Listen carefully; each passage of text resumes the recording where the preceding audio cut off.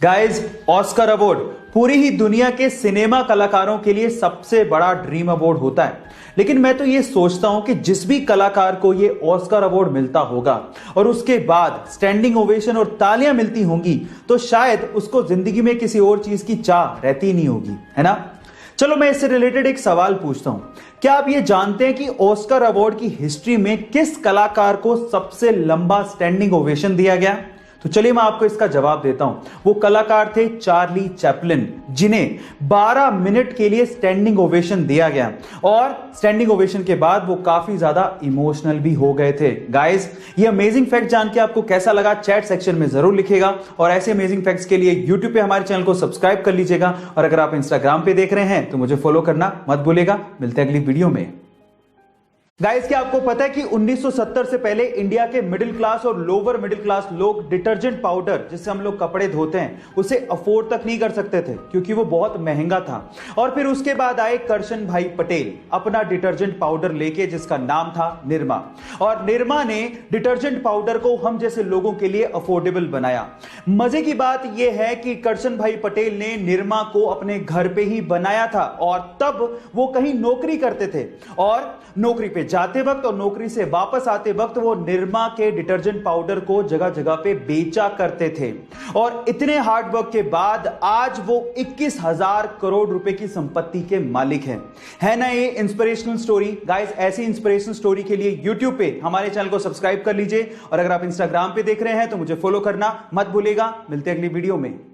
हमारे सरकारी तंत्र में घूसखोरों का क्या परमानेंट इलाज है ये तो मुझे पता नहीं, लेकिन यूपी के बस्ती जिले के किसानों से जब वहां के सरकारी कर्मचारियों ने घूस मांगी तो उसके बाद जो किसानों ने सबक सिखाया वो आप लोगों को जरूर सुनना चाहिए। एक्चुअली वहां के सरकारी कर्मचारियों ने किसानों से घूस मांगा तो उसके बदले में किसानों ने एक बोरा लिया और उसमें 40 सांपों को भरा और उसके बाद वही बोरा सरकारी कर्मचारियों के ऑफिस में छोड़ दिया और बाहर से ताला लगा दिया। आई थिंक इस इंसिडेंट के बाद सरकारी कर्मचारियों को अकल तो आ ही गई होगी। गाइस, इस इंसिडेंट पे आपको क्या कहना है चैट सेक्शन में जरूर लिखिएगा और ऐसे अमेजिंग वीडियोस के लिए यूट्यूब पे हमारे चैनल को सब्सक्राइब कर लीजिएगा और अगर आप इंस्टाग्राम पे देख रहे हैं तो मुझे फॉलो करना मत भूलिएगा। मिलते हैं अगली वीडियो में। 1999 में एलोन मस्क ने अपने दोस्तों के साथ मिलकर $10 मिलियन की इन्वेस्टमेंट के साथ X.com नामक कंपनी शुरू की। बाद में यही company famous payment system company PayPal बनी, जिसे 2002 में ईबे ने $105 बिलियन में खरीदा। अब इस डील की वजह से एलोन मस्क को $165 मिलियन मिले। एलोन मस्क चाहते तो पूरी जिंदगी ऐशो आराम के साथ बिता सकते थे, लेकिन तब इनका पागलपन शुरू हुआ। इन्होंने लगभग $100 मिलियन स्पेसएक्स में डाले और लगभग $70 मिलियन टेस्ला में डाले। तब लोग इन्हें पागल कहने लग गए थे, लेकिन वही पागल बंदा $70 मिलियन से $40 बिलियन बना के आज दुनिया का सबसे अमीर आदमी बन चुका है। गाइस, है ना ये पागलपन? ऐसे ही अमेजिंग फैक्ट्स के लिए यूट्यूब पे हमारे चैनल को सब्सक्राइब कर लीजिए और अगर आप इंस्टाग्राम पे देख रहे हैं तो मुझे फॉलो करना मत भूलिएगा। मिलते हैं अगली वीडियो में।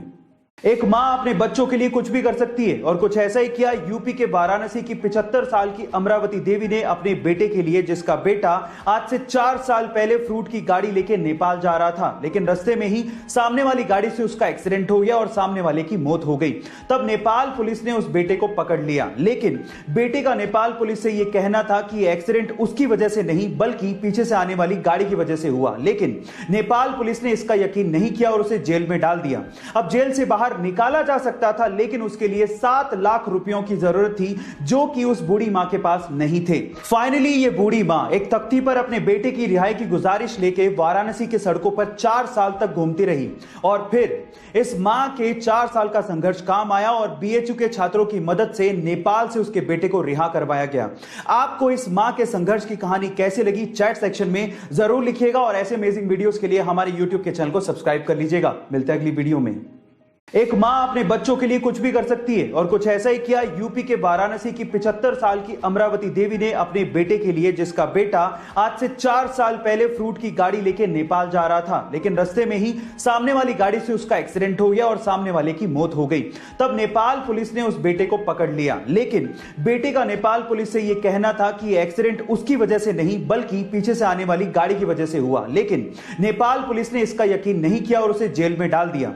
अब जेल से बाहर बाहर निकाला जा सकता था, लेकिन उसके लिए 7 लाख रुपयों की जरूरत थी, जो कि उस बूढ़ी मां के पास नहीं थे। फाइनली ये बूढ़ी मां एक तख्ती पर अपने बेटे की रिहाई की गुजारिश लेके वाराणसी के सड़कों पर 4 साल तक घूमती रही और फिर इस मां के 4 साल का संघर्ष काम आया और बीएचयू के छात्रों की मदद से नेपाल से उसके बेटे को रिहा करवाया गया। आपको इस मां के संघर्ष की कहानी कैसी लगी, चैट सेक्शन में जरूर लिखिएगा और ऐसे अमेजिंग वीडियोस के लिए हमारे यूट्यूब के चैनल को सब्सक्राइब कर लीजिएगा। मिलते हैं अगली वीडियो में। पुराने समय में लोग तांबे के बर्तनों को बहुत इस्तेमाल किया करते थे, पर बीच में इनका चलन कम हो गया था। लेकिन तांबे के बर्तनों की खासियतों की वजह से लोग फिर से इन्हें खरीद रहे हैं और इस्तेमाल भी कर रहे हैं। मैं भी कर रहा हूं, पर सवाल यह कि ऐसा क्यों? तो चलिए मैं आपको बताता हूं। देखिए, ऐसा है कि तांबे के बर्तनों में रात में पानी भर के रखने से और फिर सुबह उठते ही इसी पानी को खाली पेट पीने से आपकी बॉडी की इम्यूनिटी पावर बढ़ती है। इनफैक्ट इनमें खाना खाने से, पानी पीने से आपकी बॉडी की बैक्टीरिया और वायरस से लड़ने की क्षमता भी बढ़ती है। गाइस, है ना अमेजिंग फैक्ट? क्या आप लोग भी तांबे के बर्तन इस्तेमाल करते हैं? चैट सेक्शन में जरूर लिखिएगा और ऐसे अमेजिंग वीडियोस के लिए यूट्यूब पे हमारे चैनल को सब्सक्राइब कर लीजिएगा और अगर आप इंस्टाग्राम पे देख रहे हैं तो मुझे फॉलो करना मत भूलिएगा। मिलते हैं अगली वीडियो में।